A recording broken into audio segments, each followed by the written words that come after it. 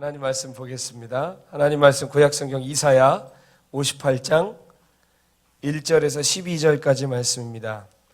구약성경 1039페이지에 있는 이사야 58장 1절에서 12절까지 말씀 함께 보겠습니다.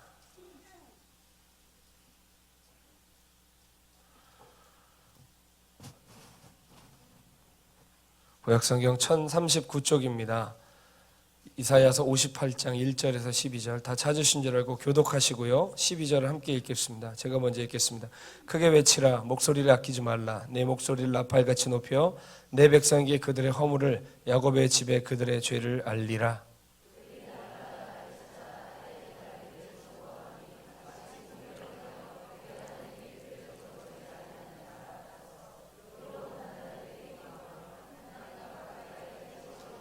우리가 금식하되 어찌하여 주께서 보지 아니하시오며 우리가 마음을 괴롭게 하되 어찌하여 주께서 알아주지 아니하시나이까. 보라, 너희가 금식하는 날에 오락을 구하며 온갖 일을 시키는도다.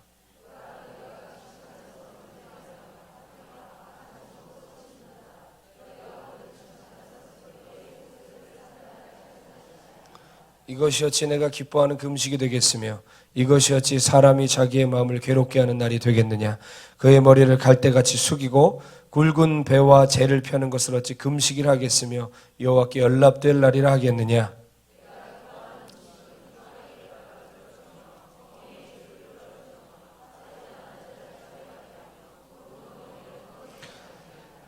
또 줄인 자에게 내 양식을 나누어 주며 유리하는 빈민을 집에 들이며 헐벗은 자를 보면 입히며 또 내 골육을 피하여 스스로 숨지 아니하는 것이 아니겠느냐.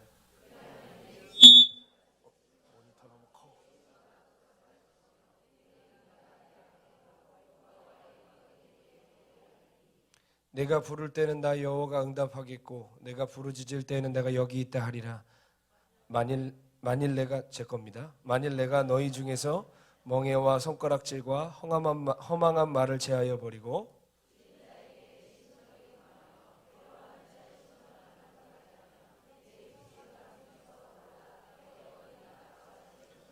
여호와가 너를 항상 인도하여 메마른 곳에서도 내 영혼을 만족하게 하며 내 뼈를 견고하게 하리니 너는 물된 동산 같겠고 물이 끊어지지 아니하는 샘 같을 것이라.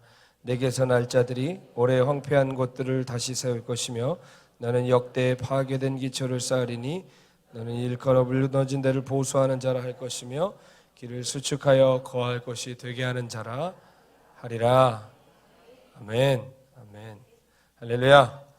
오늘 아침에도 예비하신 놀라운 은혜가 우리 안에 부어지리라 믿습니다. 여러분 어디 아프셔서 밤에 응급실 가보신 적 있습니까? 네, 다 있으실 겁니다. 나이가 들어갈수록 원하지 않아도 응급실에 가야 될 일이 생길 수 있고요. 또 어린 아이들 때문에 응급실 가시는 분들 계실 겁니다. 근데 밤에 이렇게 아프면 마음 놓고 응급실 갈 수 있는 나라가 세계에 많을까요? 적을까요? 예, 적은 게 아니라 거의 하나밖에 없습니다. 예, 우리나라 의료 제도는 세계 최고입니다, 여러분. 언제나 가서 주사 맞을 수 있고 약 받을 수 있고. 여러분 어떤 연예인 하나가 미국에서 맹장염 걸려서 맹장 수술했는데 5억 나왔대죠. 예, 그래서 여러분 그 빚 갚느라 큰일 날 뻔했다는 얘기도 들은 적이 있습니다. 근데 우리나라처럼 이렇게 의료 시스템이 좋은 나라가 없죠. 더군다나 응급실 가면 외국은 훨씬 비싼데 우리나라도 응급실 진료비가 제일 비싸긴 해요. 그래도 못 갈 수준은 아니에요. 급하면 얼마든지 가서 갈 수 있는 좋은 의료 시스템을 가지고 있습니다. 저는 응급실을 많이 가봤습니다. 제가 아파서도 가봤지만 예전에 박보영 목사님과 살 때 집에서 아픈 아이들 있잖아요. 그럼 갑자기 응급실에 이제 데리고 가야 될 일도 있고 또 애가 태어나다 보니까 애 때문에 응급실 가야 될 일도 있더라고요. 근데 응급실을 가면 어떤 증세를 얘기하든지 다짜고짜 무조건 하는 게 있습니다. 뭐부터 하죠? 세상에 어느 응급실을 가나 우리나라에선 다 똑같은 거 하더라고요. 저기 피검사 먼저 합니다. 피검사하고 그 다음에 배가 아프고 막 이렇게 하다 보면 엑스레이 그 다음 찍어요. 제일 먼저 피검사를 하고요. 피검사 결과 나올 때까지 한 2시간에서 1시간 반은 기다려야 되더라고요. 제가 응급실 전문가입니다, 여러분. 물론 의사는 아니고 환자 전문가. 예, 피검사는 어디 가나 해요. 그래서 1시간 반에서 2시간 정도 피검사 결과가 나올 때까지 기다려야 합니다.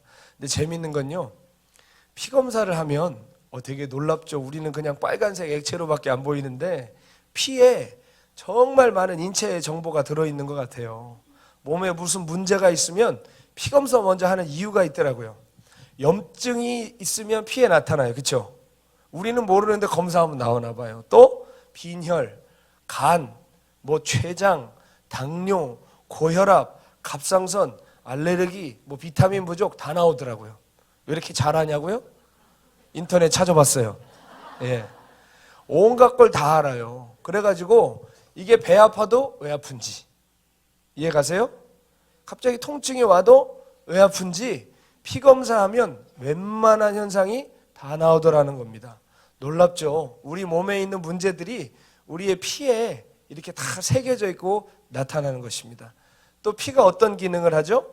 우리가 숨을 쉬면 산소를 각 기관으로 전달해줘요.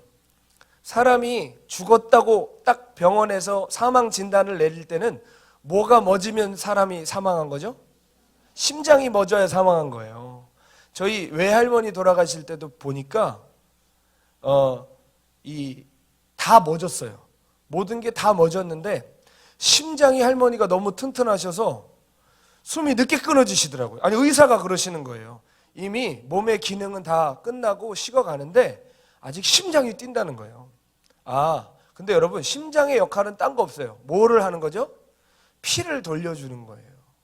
산소를 그리고 피에 가지고 있는 모든 그 온몸이 기능하게 할 수 있는 것들을 각 기관으로 보내주는 역할이 심장이에요. 그러니까 결국 심장의 기능도 피와 연결되어 있는 거예요. 그렇죠? 그래서 성경은 생명이 어디에 있다고 얘기하죠? 피에 있다고 얘기하는 것 같습니다. 여러분 피는 참 중요해요. 그렇죠? 피가 안 가면 썩어요. 피가 멈춰도 문제예요. 그렇죠? 너무 빨리 가도 문제고 적당하게 가야 되고요. 실은 피의 점도도 묽어도 문제고 너무 진해도 문제고요. 그렇죠? 당도도 없어도 문제고 당이 높아도 문제고 압력도 떼요. 높아도 문제고 낮아도 문제예요. 그러니까 피의 눈치를 잘 봐야 돼요. 우리가 높아도 문제고 낮아도 문제고 있어도 문제고 없어도 문제고 모자라도 문제고 많아도 문제고 아무튼 피에 이거 잘 맞춰야 되는 것입니다. 여러분 이만큼 피가 되게 중요해요. 우리 신앙생활에서도 이 피처럼 아주 강한 영향을 미치는 것이 있습니다. 아주 중요한 기능을 하지만 잘못하면 평생 우리의 영혼을 병들게 하고 우리의 신앙을 엇나가게 하는 것이 있습니다. 여러분 그것이 무엇인 줄 아십니까? 바로 기도입니다. 기도. 우리가 기도는 영혼의 호흡과 같다 그러죠? 근데 영혼의 호흡과도 같지만 더 구체적인 표현을 저는 붙이고 싶어요.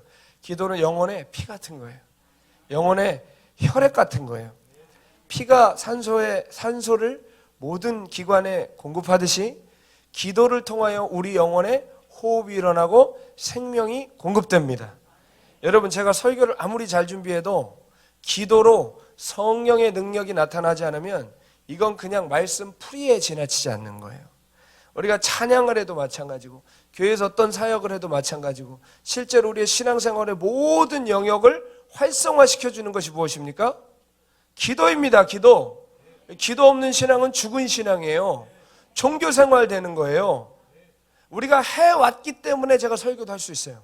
그러나 기도한 설교와 기도하지 않은 설교는 다릅니다. 해왔기 때문에 봉사할 수 있어요. 해왔기 때문에 교회에 사동 갈 수 있어요. 그러나 영적인 능력은 나타나지 않습니다. 왜요? 영의 일은 영에 속한 것으로 할 수 있기 때문입니다. 아멘. 영에 속한 일이 뭐죠? 기도입니다. 육적인 일도 영적으로 바꿔주는 게 기도예요. 땅에 속한 것도 하늘에 속한 일로 바꿔주는 것이 기도입니다. 아멘. 그렇기 때문에 기도는 영혼의 혈액과 같은 거예요. 모든 것이 기도를 통하여 활성화되고 기도를 통하여 능력을 공급받습니다. 근데 이 기도가 병들면 안 된다는 거예요. 피가 압력이 높아도 안 되고 낮아도 안 되고 당분이 많아도 안 되고 적어도 안 되고 정말 건강해야 되듯이 우리의 기도가 모든 영적인 영역을 활성화시키고 능력을 공급하는 거라면 우리의 기도가 많이 한다고 장땡이 아니라 세게 한다고 좋은 게 아니라 건강하고 바른 기도가 돼야 된다는 거예요. 아멘. 오늘 마가의 다락방 예배당에 오신 게 아니라 기도원에 오셨죠. 기도원에 오신 거면 뭐하러 오신 거예요? 기도 후에 만찬을 나누러 오신 거 아니지 않습니까? 하나님의 응답보다 옆에 있는 도시락에 눈이 더 가 계시면, 마음이 더 가 계시면 안 돼요. 이거 먹으면 이제다가 김집사랑 무슨 얘기 해야지, 박집사랑 무슨 얘기 해야지, 그게 아니라 기도하러 오셨지 않습니까? 근데 기도하러 오셨는데 바른 기도 해야 되잖아요. 그렇죠? 그래서 능력 있는 신앙생활 되기를 축원합니다. 우리가 피검사하면 다 나오듯이 우리의 신앙이 병들거나 문제가 생겼을 때 어디에 제일 먼저 증상이 나타나느냐? 우리의 기도의 증상이 나타나요. 피검사해 보면 어디가 문제인지 다 드러나듯이 우리의 기도를 하나하나 뜯어서 살펴보면 내 신앙이 지금 살아있나 죽어있나, 건강하나 병들었나, 바르게 가나 엇나가나 대부분 알 수 있다는 겁니다. 아시겠습니까? 우리는 기도하되 하나님 뜻에 맞는 기도를 해야 합니다. 바른 기도를 하고 하나님이 들으실 만한 기도를 해야 우리 신앙이 건강해지고요, 또 강건해지는 것입니다. 기도는요, 화살 같아요. 화살은 강력하죠. 멀리 있는 적도 죽일 수 있죠. 강력한 파괴력을 가졌습니다. 그런데 화살이 정확도가 떨어진다고 생각해 보십시오. 혹은 쏘지 말아야 될 곳에 쏜다고 생각해 보십시오. 그럼 어떻게 될까요? 사람을 죽이고 해치는 것이 되는 거예요. 제 기능을 못하는 것이죠. 모순적이게도요, 교회에서 여기 계신 분은 아무도 그러지 않으리라 믿습니다만, 교회에서 문제를 일으키는 사람들의 대부분을 가만히 보면 기도를 한다는 사람들이 그러나요? 안 하는 사람이 그러나요? 한다는 사람들이 항상 문제의 중심에 있다는 것을 우리가 부인할 수가 없습니다. 꽤나 기도한다는 사람들이 항상 문제의 중심에 있어요. 또한 영적으로 병든 사람들도요, 기도가 병들어 있다는 것을 알 수 있어요. 그런데 어떻죠? 굉장히 충만한 줄 알아요. 자기가 아주 성령 충만하다고 생각하지만 실제로는 병든 기도, 잘못된 신앙으로 가는 사람, 자기 확신에 빠진 사람들이 너무나 많다는 것이죠. 여러분, 한국 사람들 죄다 의사예요. 그렇죠? 어디 아프면 병원 가기 전보다 박 집사님이 더 먼저 알아요. 네? 김 장로님이 더 진단을 잘 내려줘요. 그거 기가 모자라서 그런 거야. 그거 이거 먹어야 돼. 그거 침 맞아야 돼. 우리가 다 의사인 것처럼 얘기하지만 병원 가야 합니다. 그렇죠? 병원 가서 의사에게 바른 진단을 받아야 합니다. 아닙니까? 그냥 어디 가서 좋은 약초 먹으면 되는 건가요? 그게 아니라 병원 가서 바른 진단을 받아야 바른 약도 먹는 거예요. 아멘이시죠? 예. 여러분, 마찬가지로 우리의 기도는 내 혼자 확신하는 게 아니라 하나님의 말씀에 비춰봐야 됩니다. 하나님의 말씀에 비춘 바른 기도, 능력 있는 기도로 여러분이 시대 가운데 하나님의 거룩한 손과 발로 쓰임받는 저와 여러분 되시기를 축복합니다.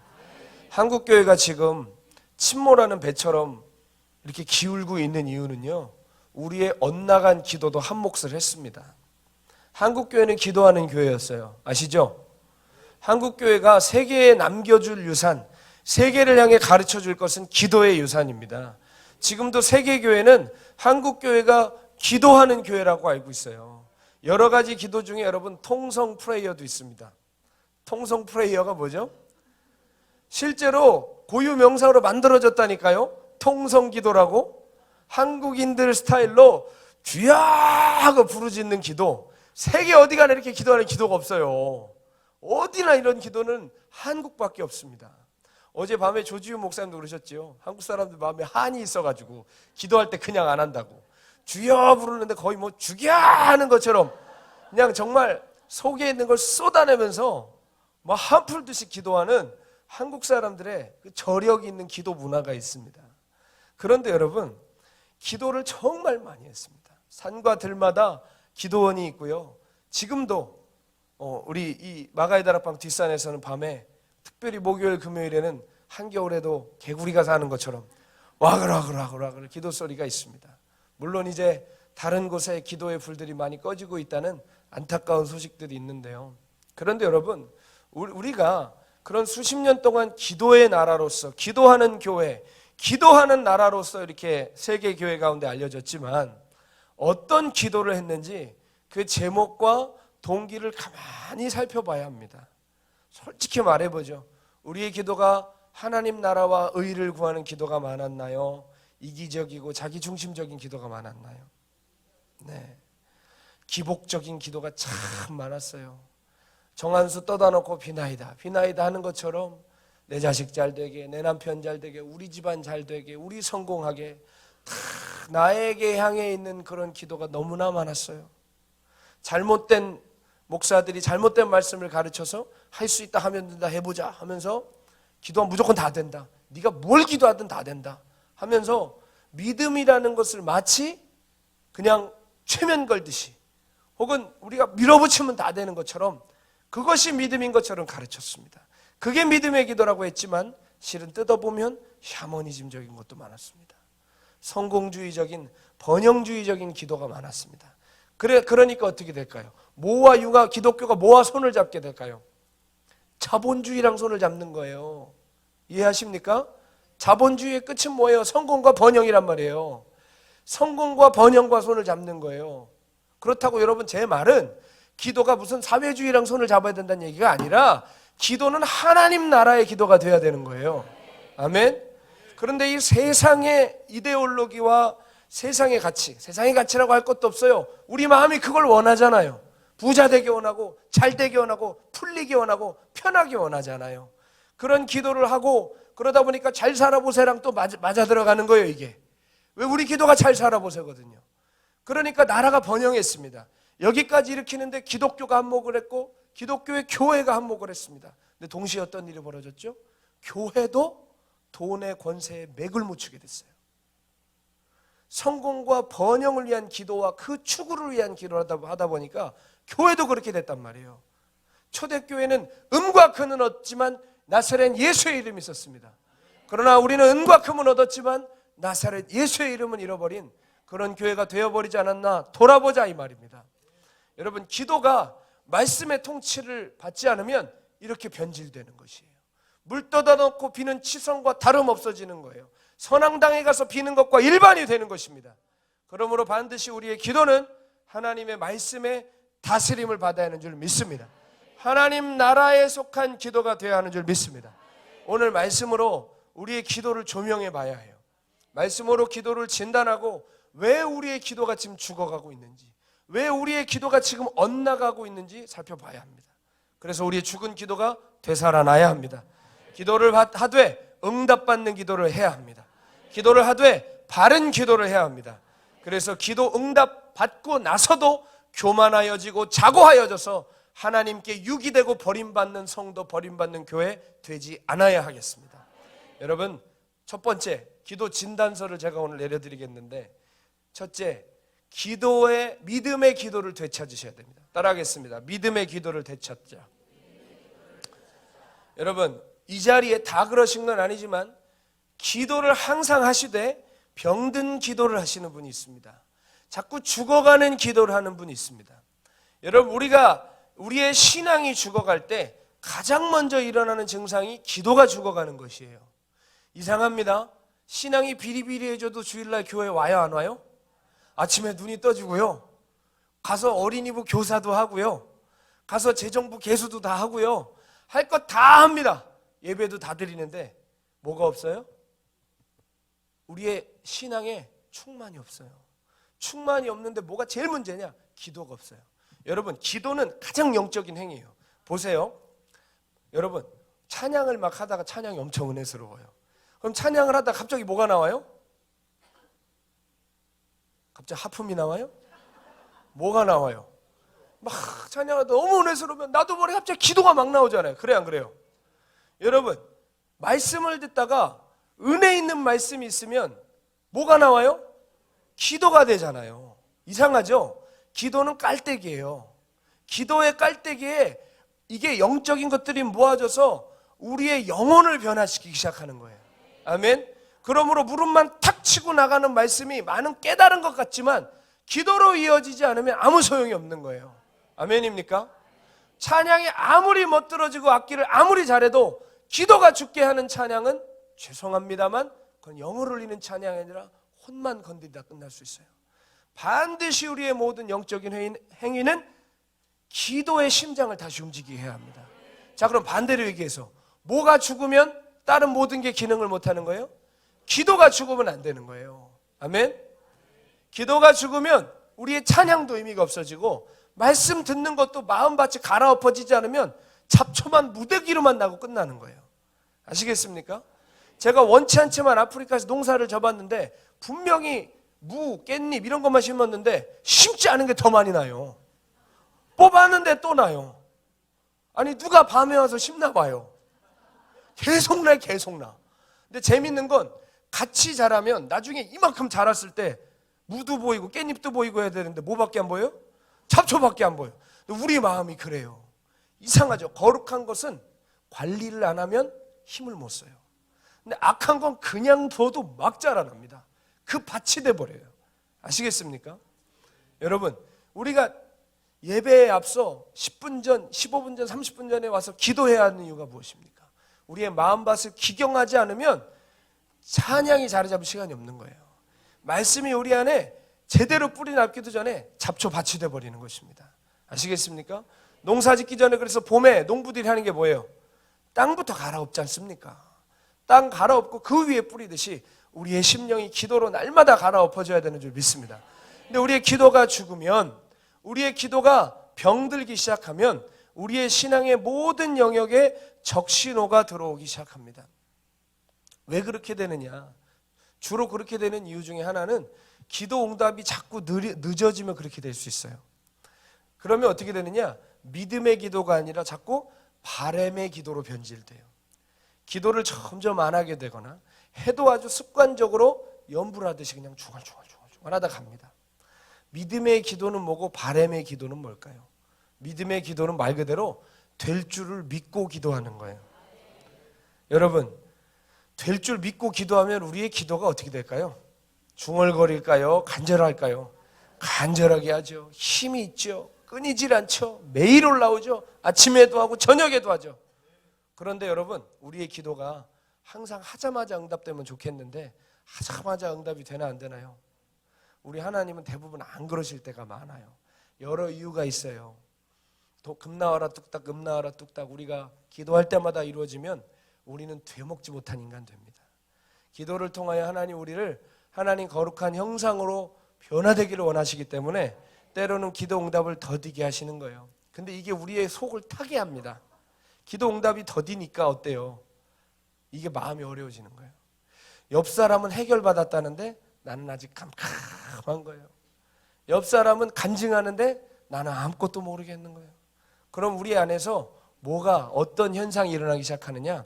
기도는 해요. 기도는 하는데 믿음이 빠져나가기 시작해요. 여러분, 성경에 보면 기도할 때 항상 뭐가 필요하죠?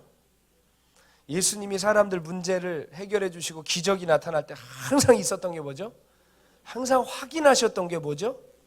없으면 책망하셨던 게 뭐죠? 믿음이에요. 근데 우리 안에 기도에 자꾸 믿음이 빠져나가는 거예요.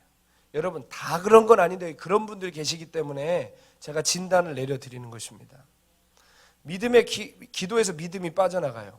근데 더욱 놀라운 건 아예 기도를 안 해버리면 그 사람은 특별 관리 대상이 돼버리는데 믿음이 빠져나가도요 기도는 하러 와요.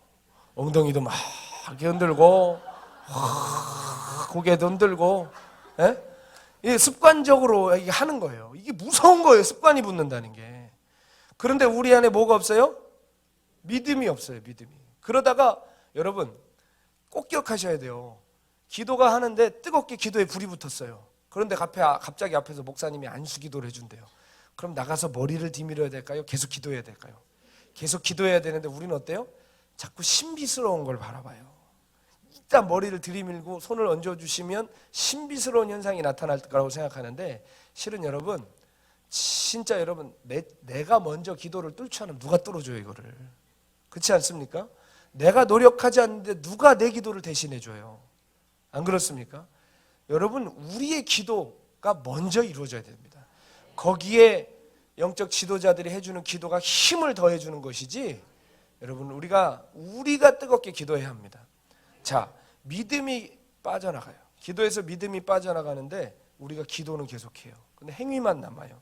믿음이 빠져나간 자리에 믿음 비스무리한 게 들어오기 시작합니다. 믿음 비스무리한 거는 믿음이 아니에요. 비스무리한 거지. 아시겠죠? 믿음 비스무리한 게 뭘까요? 바램이에요, 바램. 성경은 믿음이 바램이래요? 아니면 바라는 것들의 실상이래요? 됐으면 좋겠구만. 이건 믿음이에요? 그건 바램이 된 거예요. 이제 믿음이 아니에요. 그거는 그때부터는. 되게 믿는 것 같지만 믿음이 하나도 없는 거예요. 그거는 바램만 남은 거라고요. 됐으면 좋겠네.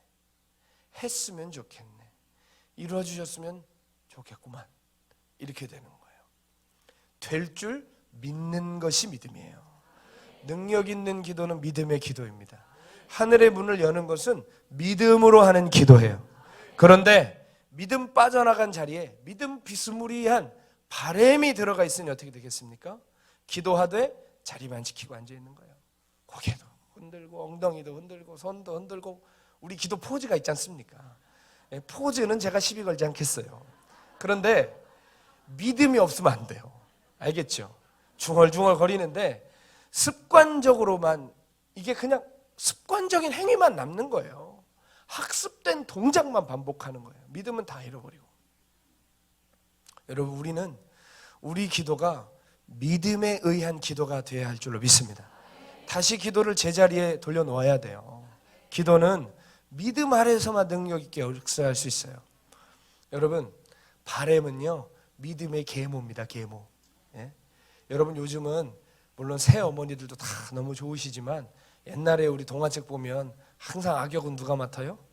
계모가 맡아요. 아프리카에 있다 보니까 계모가 너무 많더라고요. 부모가 에이즈로 먼저 죽었다든지 단명하든지 그러면 새엄마가 맞든지 숙모가 맞든지 외숙모가 맞든지 계모가 생겨요. 그럼 진짜 신데렐라 콩쥐팥쥐 이야기 같은 일들이 벌어져요. 애를 밥만 주고요, 허드렛 일 다 시켜요. 나무 애우고 소 키우고 뭐 빨래하고 물 떠오고 얘한테 다 시키는 거예요. 그래서 그런 애들 데려다가, 이거 집도 가보면 막 헛간 같은 데 자고 있고, 그런 애들 데려다가 이제 뭐 돌보고, 또 지금 저희 고아원에 그런 애 한 명이 또 들어오긴 했는데, 여러분, 바램은요 엄마 믿음 비스무리한 계모예요. 영적인 계모. 그 믿음이 아닙니다. 친엄마 밑에서 자라야 아이가 정서적으로 잘 자라지만 계모 밑에서 자라면 엇나간다는 동화책 얘기처럼 기도도 믿음 안에서 하지 않고 자꾸 바램 안에 머물러 있으면 엇나가기 시작해요. 그럼 계속 바램 안에서 하세요. 우리의 기도가 믿음을 되찾을 때 다시 원수의 공격을 막아내고 하나님의 뜻을 이뤄내는 기도가 되는 줄 믿습니다. 응답받는 기도가 되는 줄로 믿습니다. 그렇다면 우리가 어떻게 기도를 믿음의 자리에 되돌려 놓을 수 있을까요? 어려운 것이 아닙니다. 어려운 것이 아닌데 어찌 보면 어렵기도 합니다. 왜? 습관이 돼서.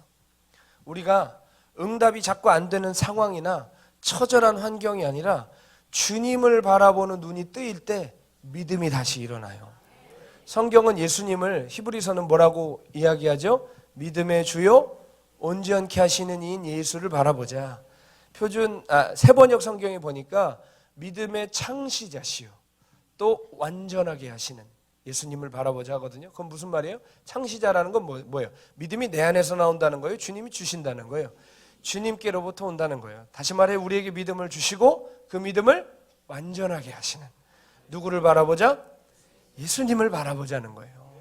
예수님을 바라보면 우리의 바램으로 변질된 그 자리에서 믿음이 다시 살아 일어나기 시작하는 것입니다. 간절함이 다시 살아나기 시작하는 거예요. 자꾸 안 되고 자꾸 막히면 제일 먼저 힘을 잃는 게 기도예요. 믿음을 잃기 때문이에요. 성경에 보면 귀신 들려 고통하는 아이의 이야기가 나오죠. 예수님께서 변화산상에서 모세와 엘리야를 직접 대면하신 그 놀라운 현장을 베드로, 요한, 야고보는 두 눈으로 똑똑히 봤습니다. 그렇지만 예수님 거기서 머물지 않으시고 다시 마을로 내려가시죠. 산 밑에 마을로 내려가니까 어떤 일이 벌어지고 있습니까? 귀신 들려 고통하는 아이들 때문에 야단 법석이 났습니다. 아주 막 사람들이 소란이 가득해져서 무슨 일이냐 물었더니 뭐라고 얘기하죠? 귀신 들린 아이를 데리고 왔는데 제자들이 쫓아요, 못 쫓아요? 못 쫓았습니다. 저는 제자들의 마음을 이해합니다. 그러나 예수님께 무진장하게 혼났습니다. 믿음이 없는 패역한 세대라고. 그리고 예수님께서 어떻게 하시죠? 그 아버지에게 가십니다. 재밌습니다. 아이에게 가지 않으시고 누구에게 가요? 아버지에게 갑니다. 그 아버지를 생각해 보세요.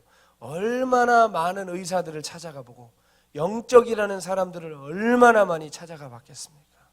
얼마나 많이 헌금 갖다 바치고 얼마나 많이 복채를 갖다 바쳤겠습니까? 그러나 치유를 받지 못했습니다. 아버지에게 물어보죠. 언제부터 아이가 이렇게 되었느냐? 그러니까 뭐라고 얘기합니까? 어릴 때부터 그랬습니다. 귀신이 아이를 죽이려고 물에도 뛰어들게 하고 불에도 뛰어들게 했습니다. 여러분, 물로 뛰어들고 불로 뛰어드는 아이를, 자기 아들을 그 건져야 하는 아버지의 그 마음이 얼마나 아프고 절절할까요? 그렇죠? 얼마나 마음이 무너지고 상해 있었을까요? 예수님이 그 아이에게 직접 찾아가지 않으시고 그 아버지에게 가서 물어보셨다는 것에 여러분 잘 집중해 보십시오. 왜 아버지에게 말을 거시면서 언제부터 이랬느냐, 어떻게 됐느냐, 왜 물어보셨을까요? 그 아이를 고치는 것보다 아버지를 먼저 고쳐주기 원하셨던 것 같아요.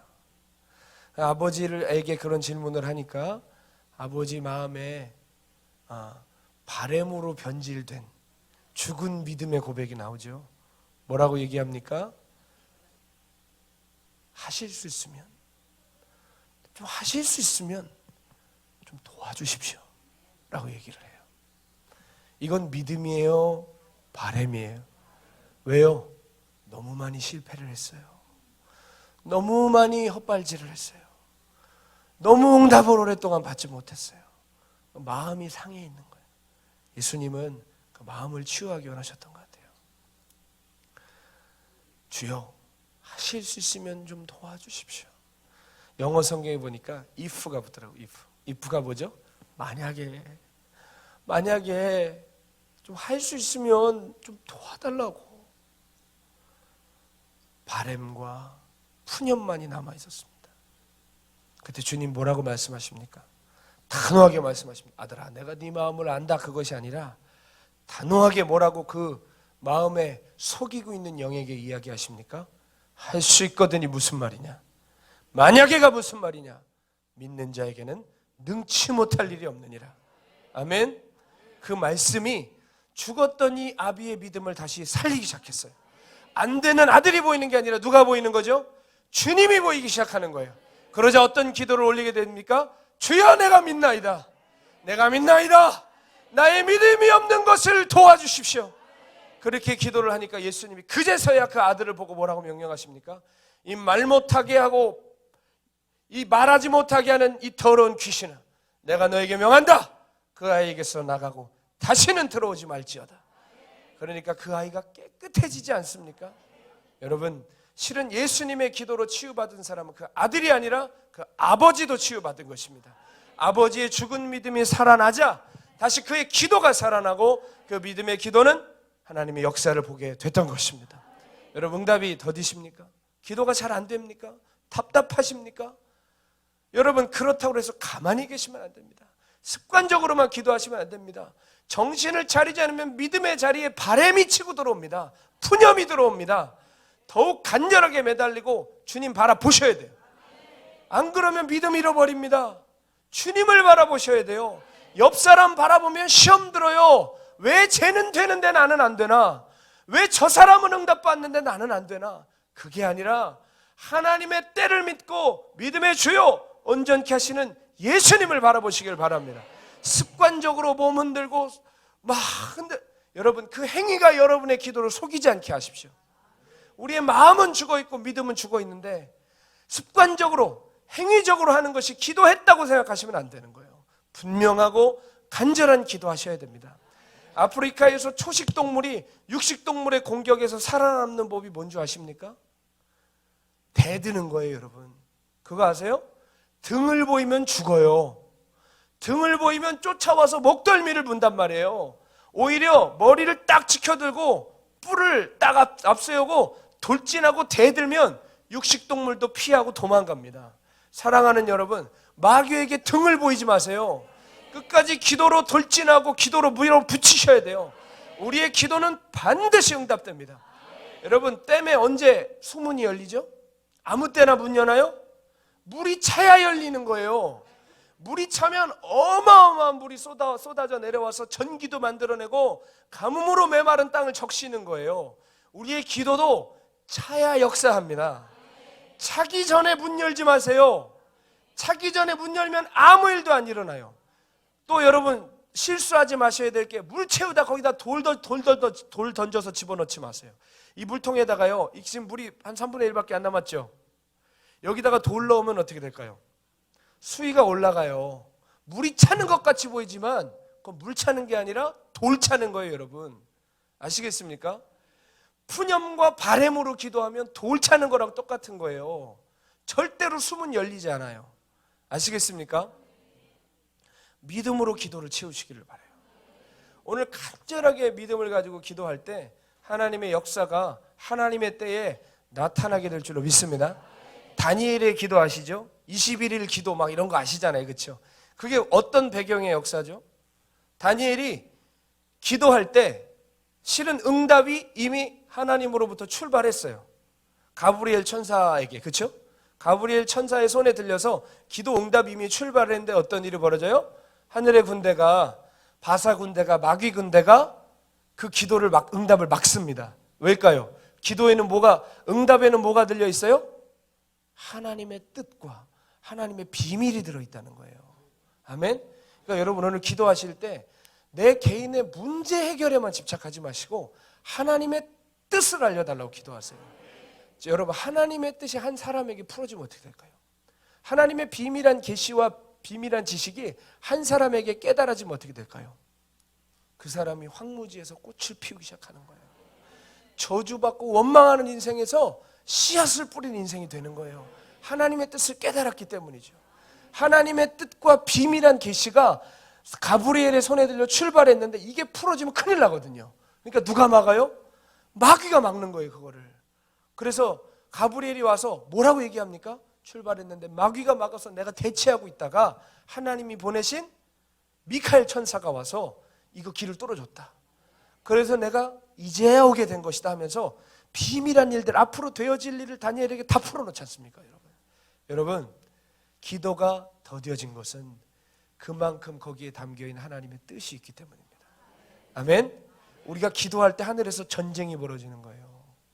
우리가 하나님의 뜻을 깨달으면 어떤 일이 벌어지는지 마귀가 너무 잘 아는 거예요. 그래서 필사적으로 막는 거예요. 그럴수록 우리는 어떻게 될까요? 더욱 기도해야 합니다. 끝까지 기도해야 됩니다. 하나님의 거룩한 비밀을 깨달아 더는 예전과 같은 삶을 살지 않아야 하기 때문입니다. 아멘? 이전과 발전된 삶이 아니라 이전과 다른 삶을 기도를 통하여 살아내시기를 축원합니다. 여러분, 하나님의 뜻을 깨닫기 시작하면 어떻게 될까요? 두 번째, 우리의 기도가 바뀌기 시작합니다. 아멘? 우리가 기도를 깊이 하기 시작하고 계속하기 시작하면 하나님의 뜻이 깨달아지기 시작해요. 그럼 우리 기도의 내용이 바뀌기 시작해요. 기도가 바뀐다는 건 동시에 뭐가 바뀌었다는 얘기일까요? 내 심령이 바뀌었다는 거예요. 아멘? 처음에는 아주 자기중심적이고 육체적인 기도예요. 이거 해주시고 저거 해주시고 죄다 이런 기도예요. 자기 억울한 기도만 풀어놓고 저놈이 나쁜 놈입니다. 아시지요, 아시지요. 여러분, 이런 기도만 한단 말이에요. 어린아이 같은 기도만 한다는 거예요. 그 기도가 나쁘다는 게 아니라 거기서만 끝나면 안 된다는 거예요. 알겠습니까? 그런데 우리가 기도가 계속될수록 하늘의 문이 열리기 시작하고 하나님의 뜻이 우리 안에 풀어지기 시작하는 거예요.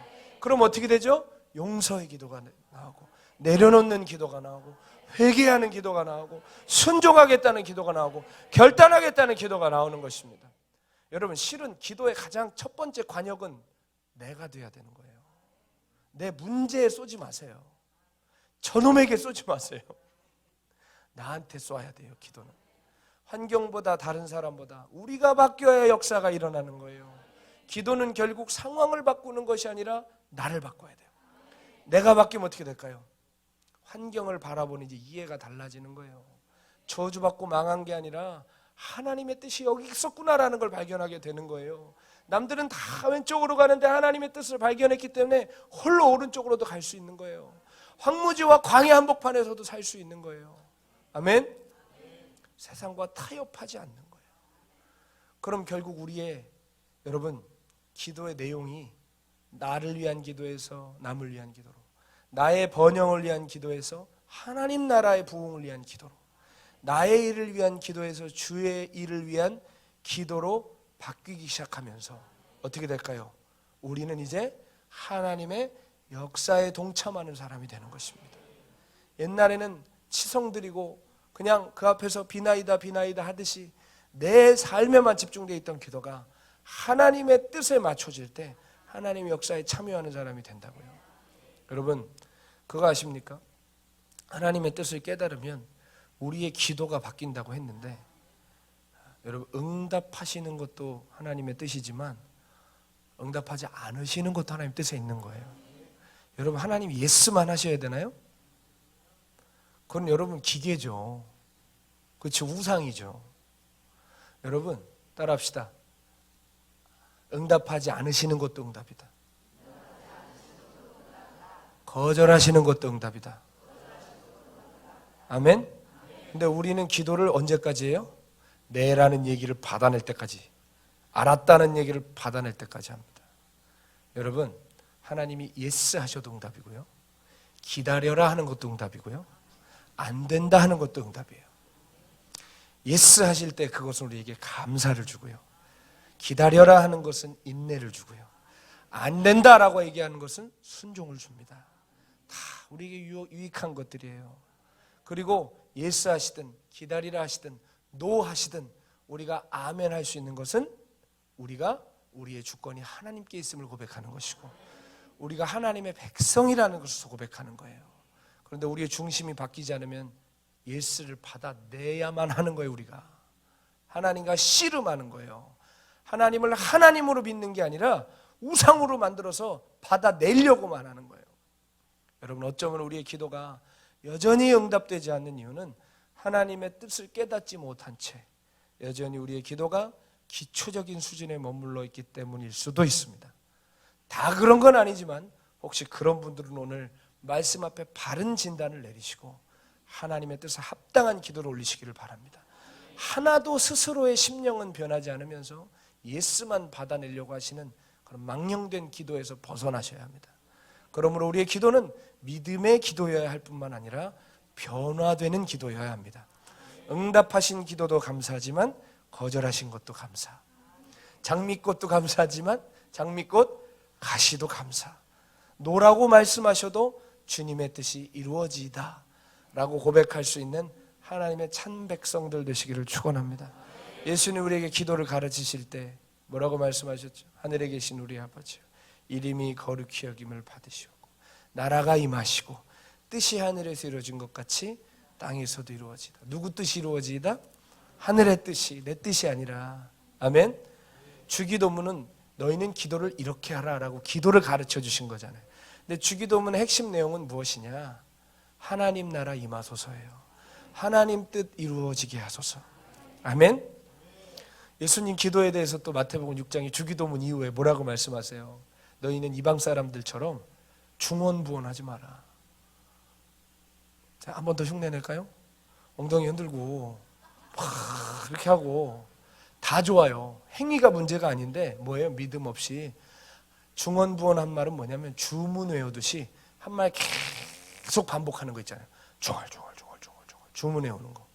여러분 재밌습니다. 여러분 기독교의 기도는 내용이 있는 기도입니다.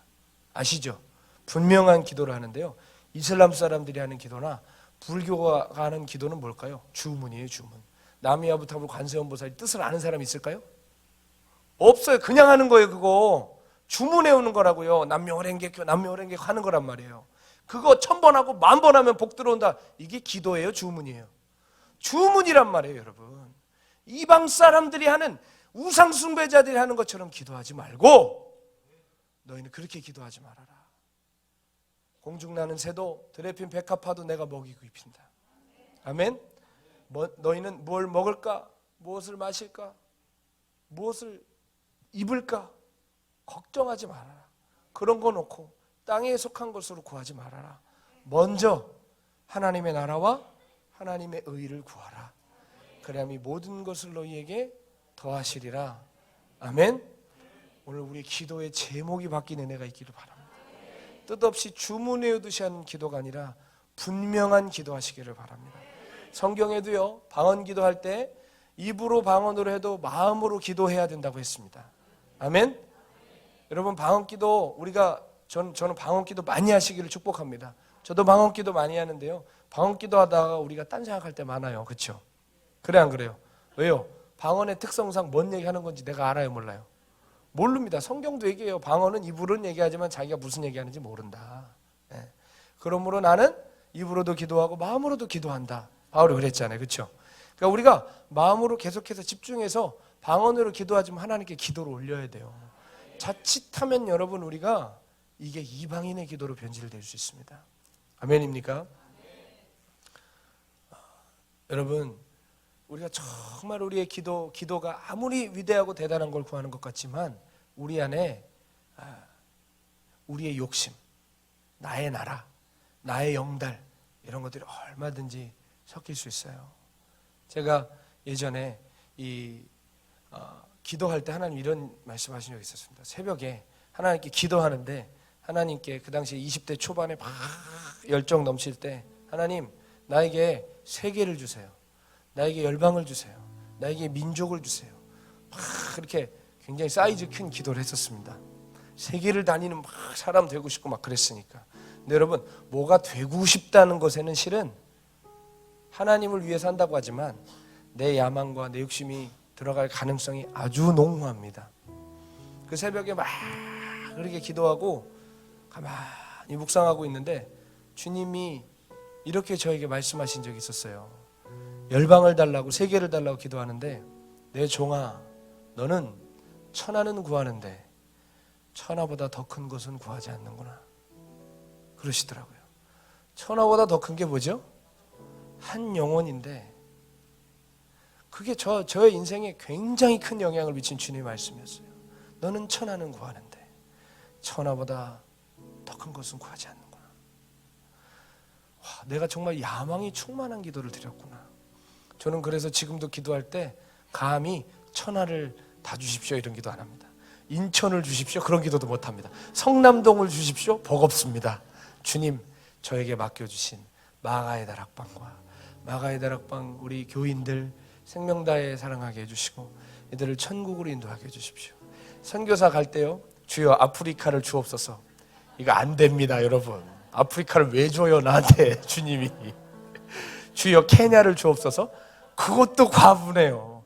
주님, 내가 살고 있는 도시를 주옵소서. 예, 기특합니다만 시간이 지날수록 느끼는 게, 주님, 얘 하나만이라도, 주님, 저 사람 하나만이라도 변화되게 해달라는 기도로 바뀌더라고요. 여러분, 우리의 기도가 너무 과할 때가 있어요. 과하다기보다 진짜 구해야 되는 거 안 구하고 우리의 야망이 섞인 기도, 내 욕심 섞인 기도, 내 이기적인 동기가 섞인 기도가 너무 많아요. 우리의 심령이 바뀌지 않았다는 거예요. 기도의 방향이 잘못돼 가고 있다는 거예요. 여러분, 하나님 뜻에 합당한, 하나님이 들어주실 만한, 하나님이 역사하실 만한 심령이 변화되어 드리는 기도, 우리 입술에서 오늘 터져나오기를 소원합니다.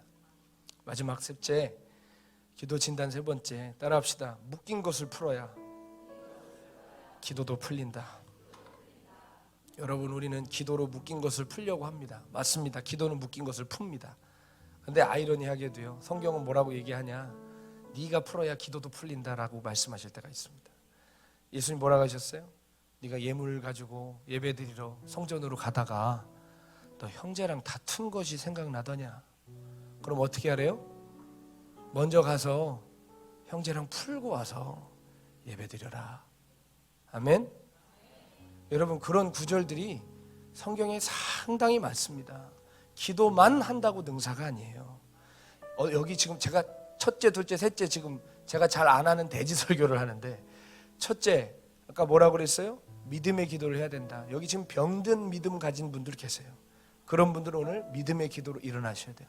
그러나 다 그런 게 아니라고 그랬어요. 두 번째, 기도하시되 여전히 기초적인 차원에 머물러 있는 하나님의 뜻을 깨닫지 못해서 나에게 지금 포커스가 맞춰져 있는 기도하시는 분들 계신다고 그랬어요.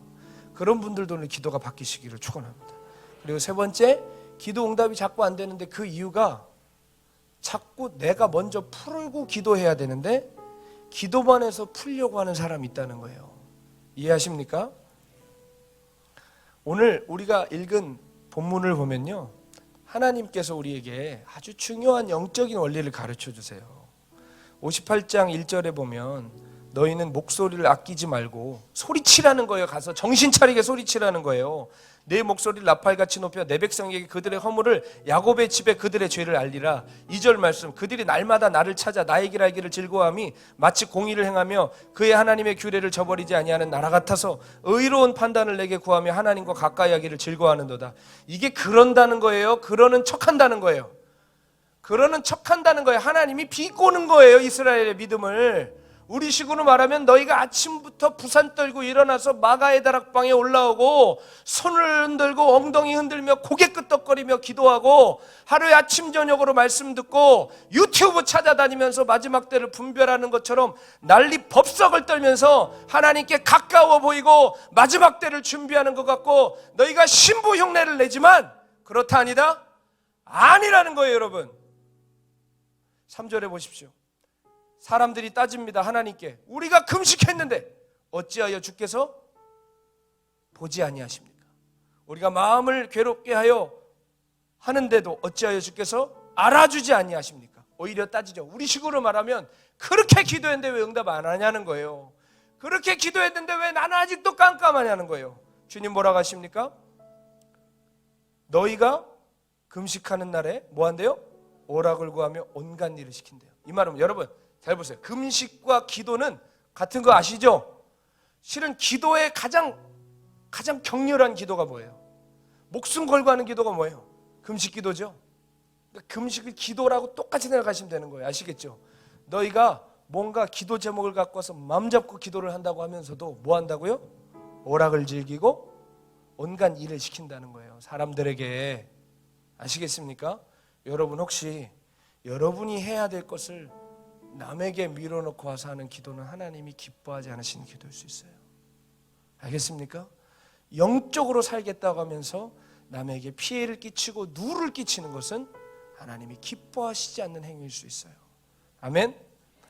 4절에 보라 너희가 금식하면서 뭐 한대요? 논쟁한대요. 다툰대요. 악한 주먹으로 친대요. 싸운다는 거예요. 너희가 오늘 금식하는 것은 너희의 목소리를 상달하게 하라는 것이 아니다. 너희 지금 쇼하는 거다. 아시겠습니까? 이것이 어찌 내가 기뻐하는 금식이 되겠으며 이것이 어찌 사람이 자기의 마음을 괴롭게 하는 날이 되겠느냐? 그의 머리를 갈대같이 숙이고 굵은 배와 재를 펴는 것을 어찌 금식이라 하겠으며 여호와께서 연락될 날이라 하겠느냐? 여러분이 아무리 가슴을 치고 눈물을 흘리고 해도 그것을 하나님이 기뻐하시는 게 아니라는 거예요. 정말 우리가 세 번째 지금 말씀드리죠. 정말 기도로 풀어내시려면 먼저 풀어내고 기도하셔야 됩니다. 어떤 걸 풀어내야 됩니까? 6절에 내가 기뻐하는 금식이 뭐예요? 흉악의 결박을 풀어주고 멍에의 줄을 끌어주고 압제하는 당하는 자를 자유하게 하고 모든 멍에를 꺾는 것이 아니겠느냐? 줄인 자에게 양식을 나눠주고 유리하는 빈민을 집에 들이고 헐벗은 자를 보면 입히고 또 내 골육을 피하여 스스로 숨지 않은 것이 아니겠느냐? 아멘. 59장 옆에 있는 59장 보세요. 기도 응답 안 된다고 백성들이 따지니까 주님이 또 뭐라고 하세요? 여호와의 손이 짧아서 구원하지 못하는 게 아니다. 귀가 둔하여 듣지 못하시는 것도 아니다. 왜 안 들으신대요? 너희 죄악이 너희와 너희 하나님 사이를 갈라놓았고 너희 죄가 그의 얼굴을 가리어서 너희에게서 듣지 않으시게 함이니라. 주님께 손을 높이 들었는데 그 손에 뭐가 묻어 있습니까? 3절에 너희 손이 피해 너희 손가락이 죄악에 더러워졌으며 너희 입술은 거짓을 말하며 너희 혀는 악독을 내밀어. 그 기도를 들으신다 안 들으신다? 들으실 수가 없다는 겁니다. 저를 보십시오. 하나님은 우상단지가 아닙니다. 그냥 가서 많이 갖다 바치고 시성드리면 들어주는 무당 잡신이 아닙니다. 하나님은 살아계신 거룩하신 하나님입니다. 하나님이 기도 받지 않으시는 기도가 있습니다. 받으실 수 없는 예배가 있습니다. 하나님이 들으실 수 있는 기도, 받으실 만한 예배를 하려면 우리가 먼저 풀어내야 합니다. 하나님의 뜻을 행하고 이웃을 섬기고 사랑할 때 그때 우리의 기도는 엄청난 힘을 받습니다. 8절에 보세요. 그렇게 하면 어떻게 된대요? 내 빛이 새벽같이 비칠 것이며 내 치유가 급속할 것이며 내 공의가 내 앞에 행하고 여호와의 영광이 내 뒤에 호위하리니 내가 부를 때는 나 여호와가 응답하겠고 내가 부를 때는 내가 여기 있다 하리라. 아멘. 여러분 저를 보십시오. 우리가 먼저 압제되는 자를 풀어주고, 여러분 가서요 압제되는 자를 풀어줄 것도 없이 여러분이 압제하지 마세요. 아시겠습니까? 어디에서 혹시 사업하는 분도 계십니까? 사원들에게 원한살짓 하지 마십시오. 권위자가 계십니까? 아랫사람들에게 피눈물 맺히게 하지 마십시오. 그 사람의 기도 하나님 안 들으십니다. 내 입이 뱉어낸 악독의 말, 사람의 말에 대못을 박아놓은 말, 그 사람이 다시는 일어놓지 못하게 하는 그런 우리 악행들, 손에 묻은 피들 닦기 전에는 하나님 그 기도 듣지 못하십니다. 여러분 우리가 하나님의 뜻을 행하고 묶여지고 어그러진 것을 풀어낼 때, 하나님의 정의와 공의를 우리의 삶에 풀어낼 때 우리의 기도는 엄청난 힘을 받게 될 줄로 믿습니다. 저는 이것을요 하나님의 은총을 입은 것이라고 표현하고 싶습니다. 여러분 은혜와 은총은 좀 달라요. 은혜는 자격이 없는 자에게 주시는 거예요. 우리가 구원의 은혜처럼, 그렇죠? 자격이 없는 자에게 거저 주시는 게 은혜인데, 은총은 뭐냐? 하나님이 따라합시다. 편들어 주시는 은혜. 네, 이거는 특별한 사람들에게 주시는 거예요. 여러분 성경에 보면 나의 은총을 입은 자여라고 얘기하는 몇몇 사람이 있어요. 모세, 다니엘, 마리아, 이런 몇몇 사람들이 있어요. 그러니까 마치 야 나는 네 편이야. 오늘 그러시잖아요. 그 사람이 기도하면 내가 여기 있다 라고 얘기해 주시겠다고 하나님 그러시잖아요. 하나님의 은총을 입는 백성들 되시길 바랍니다. 그 사람은 어떤 사람들이냐? 기도 많이 하는 사람이 아니라 그들의 삶에서 하나님께 순종하는 사람들입니다. 하나님의 정의와 공의와 사랑을 행하는 사람들입니다. 아멘. 여러분 역대하 7장 14절에도요 내 이름을 일컫는 내 백성이 스스로 악한 길에서 떠나서 겸손히 내게 기도하고 하나님의 얼굴을 구하면 그 죄를 사고 그 땅을 고쳐주신다고 그랬습니다. 우리가 스스로 그 악한 길에서 떠나야 해요. 먼저 떠나야 해요. 우리 손에 묻어있는 피, 우리 발에 묻어있는 죄악, 우리 입술에 묻어있는 악독, 우리 마음에 있는 거짓, 이런 우리의 삶에 너무나 당연하게 있는 것들을 먼저 풀어내야 우리의 기도도 풀릴 것입니다. 그래야 응답되기 시작하실 것입니다. 박보영 목사님 제가 옆에서 보면요, 야 정말 저분은 하나님 편들어준다 그럴 때가 많아요. 그런데 박보영 목사님의 삶을 제가 그래도 누구보다 가까이서 봤잖아요. 기도를 하시지만요 기도를 18시간 20시간 해서 그렇게 되는 분은 아니에요. 보니까 기도를 많이 하시지만 저분의 삶이 하나님의 은총을 입는 이유는 오늘 이사야서에 말씀하신 이 삶이 그분에게 있어요. 연약한 자 돌아보고요, 버리워질 자 붙들어주고요, 악한 자의 결박을 풀어주고요, 억울한 자를 건져주고요, 그런 삶을 사시려고 부단히 노력하는 그 삶의 현장에 하나님께서 저분에게는 은총을 베푸시는구나, 페이버를 주시는구나. 저도 옆에 있다 보니까 그 은총을 입었어요. 아브라함, 저는 어떻게 보면 롯과 같은 사람인데, 롯도요 여러분 정말 이름이 롯이잖아요. 진짜 로또가 터졌어요. 아브라함 옆에서 태어나가지고 롯은 소돔에서 멸망해야 되는데 하나님 롯을 왜 건져줬대요? 아브라함을 생각하사. 아멘. 저도 롯같이 그냥 어긋날 수 있는 인생이었던 것 같아요. 제가 제 삶을 돌아보면. 그런데 하나님께서 야 박보영 목사님 기도 들어주셨구나, 박보영 목사님 생각하셔서 나 건져주셨구나. 저 그런 생각 참 많이 합니다. 여러분 우리가 그런 은총의 사람 되어야 되지 않겠습니까? 아멘. 여러분 얼마나 많은 기적들이 있는지 몰라요. 야 이거 말도 안 돼.